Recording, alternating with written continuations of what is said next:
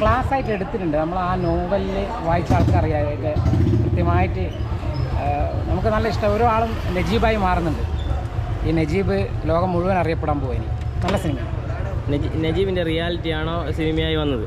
അപ്പോൾ അത്രത്തോളം എഫക്റ്റ് ചെയ്തിട്ടുണ്ടല്ലോ പ്രവാസ ജീവിതത്തെ എത്രത്തോളം എഫക്റ്റ് ചെയ്തായിട്ട് ബ്ലസ്സി ഡയറക്ഷൻ ചെയ്തിട്ട് എടുത്തിട്ടുണ്ട്.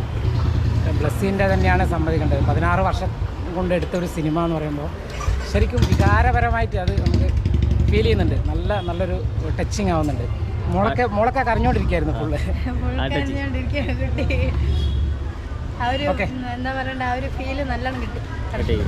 സൂപ്പർ അടിപൊളി. രാജിന്റെ അഭിനയം എന്ന് വെച്ചാൽ എക്കാലത്തെ ഒരു ഓർത്തു വെക്കാൻ പറ്റുന്ന പൃഥ്വിരാജ് സൂപ്പറാക്കി. കാരണം ആ ബോഡി